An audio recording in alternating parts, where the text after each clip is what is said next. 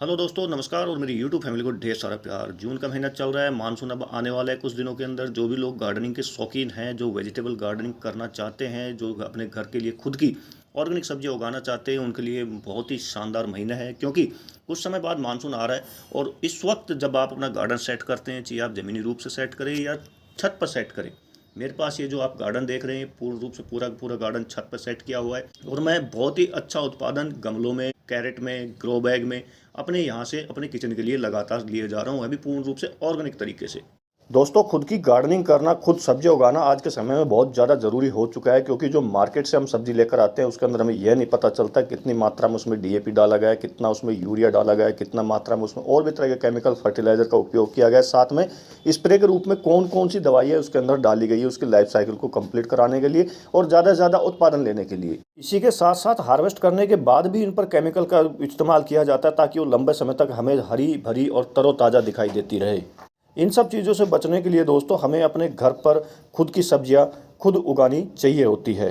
दोस्तों, जुड़े रहिएगा। शुरुआत करते हैं गार्डनिंग स्टार्ट करने के इस रोमांच भरे सफर को। मैं हूं मनदीप और आप देख रहे हैं ऑर्गेनिक किचन गार्डन टेरेस। मेरे यूट्यूब चैनल पर आपका हार्दिक अभिनंदन है और उम्मीद करता हूं मैं जो वीडियो बना रहा हूं आपको काफी पसंद आ रहा होंगे। तो वीडियो को लाइक कीजिए, ज्यादा ज्यादा शेयर कीजिए और कमेंट करते। जो मेरे नए व्यूअर्स है, फर्स्ट टाइम मुझे वॉच करे तो सब्सक्राइब करिए। वीडियो को आगे बढ़ाने से पहले दोस्तों मैं आपको बताना चाहूंगा कि गार्डनिंग की शुरुआत करने के लिए आपको एक कदम भी नहीं चलना होगा। सारा का सारा सामान जो गार्डनिंग से रिलेटेड है वीडियो के टैग बॉक्स में अवेलेबल है। फ्लिपकार्ट पे भारी छूट चल रही है, छूट का फायदा उठाए और अपने घर के आगे की जगह या पीछे की जगह, अगर दोनों जगह नहीं है तो मेरी तरह टेरेस को एक बहुत ही अच्छे वेजिटेबल गार्डन में तब्दील कर उसे सुंदर बनाए और ऑर्गेनिक सब्जियां उगाकर उन्हें अपने किचन तक पहुंचाए। गार्डन की शुरुआत करने के लिए हमें 6 चीजों की रिक्वायरमेंट रहती है, जिसमें सबसे पहले आ जाती है जमीन। जमीन नहीं तो हमारी छत है, जो कि हमारे पास परमानेंट रहती है, तो छत पर हम अपना गार्डन सेटअप कर सकते हैं। सेकंड नंबर पर जो चीज आती है दोस्तों वह है बीज।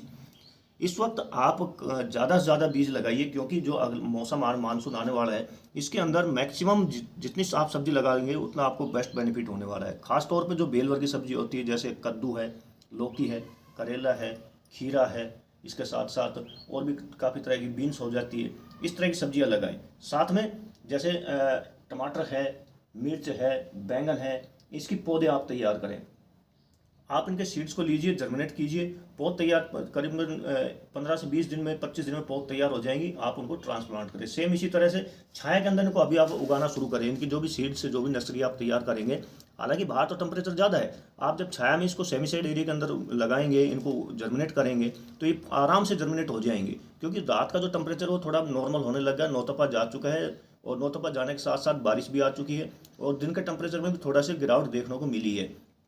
पहले की तरह अभी 45 डिग्री प्लस नहीं रहा है टेम्परेचर, उससे काफ़ी नीचे आ चुका है। तो सेमी सेड एरिया के अंदर आप इनकी नर्सरी तैयार करें अभी, और नर्सरी की तैयार करने के बाद जब करीब करीब ये 20 से 25 दिन के हो जाते हैं तो आप इन्हें गमलों के अंदर ट्रांसप्लांट करें। गार्डनिंग की शुरुआत में जो हमें अगली चीज़ चाहिए कि वह है दोस्तों ग्रो बैग। ग्रो बैग का चयन करना बहुत ज़्यादा ज़रूरी होता है, क्योंकि अगर हम बड़ी सब्जियां जैसे बेल वर्गीय सब्जियां हैं उनको हम छोटे ग्रो बैग में लगा देते हैं 12 बाई 12 के, तो हमें बेस्ट प्रोडक्शन नहीं दे पाएगी, वो अपना ग्रोथ और अपना विकास नहीं कर पाएगी। इसलिए ग्रो बैग का चयन होना बहुत ज़्यादा ज़रूरी होता है। आप देख सकते हैं मैंने बड़े कैरेट भी ले रखे हैं। इसी के साथ साथ अगर आप देखेंगे तो इस साइड में मैंने बड़े कंटेनर भी बनाए हुए हैं बेल वर्गीय सब्जियों के लिए। इस तरह के बड़े कंटेनर आपको चाहिए जो बेल वर्गीय सब्जी आप लगाते हैं। आप देख सकते हैं कि इस महीने में मेरे यहाँ पर बेल वर्गीय सब्जियों को मैं जर्मिनेट कर चुका हूँ, ये देखिए।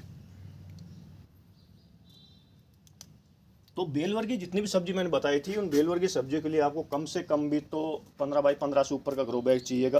15 बाई 15 का ग्रो बैग लेते हैं आप तो सिंगल पौध लगाइए उसके अंदर, और 18 बाई 18 का या 24 बाई 24 का लेते हैं तो 18 बाई 18 में 2 लगा दीजिए। 24 बाई 24 का लेते हैं तो उसमें 3 से 4 लगा सकते हैं, इससे ज़्यादा ना लगाए, क्योंकि फिर प्रोडक्शन पर इस पर सीधा सीधा प्रभाव पड़ता है।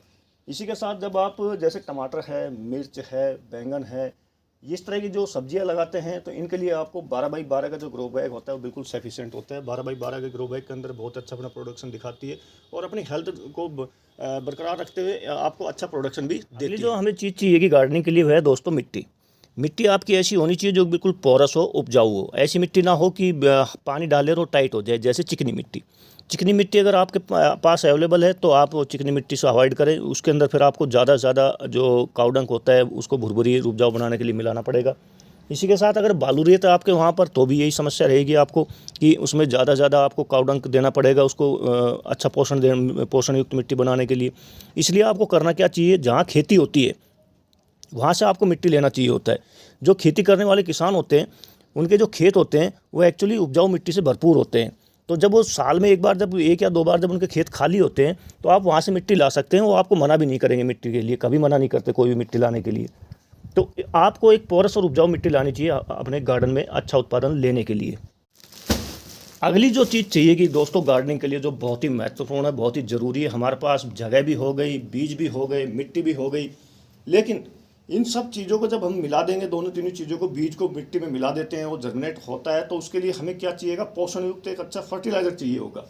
अगर वह हमारे प्लांट को नहीं मिल पाएगा, हमारे प्लांट को नाइट्रोजन हो गया, फास्फोरस हो गया, पोटेशियम हो गया, जिंक हो गया, जस्ता हो गया, आयरन हो गया, मैग्नीशियम हो गया, अगर इस तरह की चीज़ें हमारे प्लांट को मिट्टी में नहीं मिल पाएगी तो क्या होगा, प्लांट जर्मिनेट तो सीड्स जर्मिनेट तो होगा, लेकिन वो ना तो आगे बढ़ पाएगा, अपनी ग्रोथ कर पाएगा, फल और फूल तो आने की बहुत दूर की बात हो जाती है।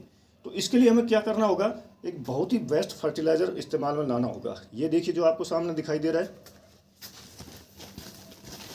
ये एक फुली डिकम्पोज काउडंग है, ठीक है, जो कि बहुत ही आसानी से फ्लिपकार्ट पर अभी अवेलेबल है। आप टैग बॉक्स के ज़रिए इसको परचेज कर सकते हैं।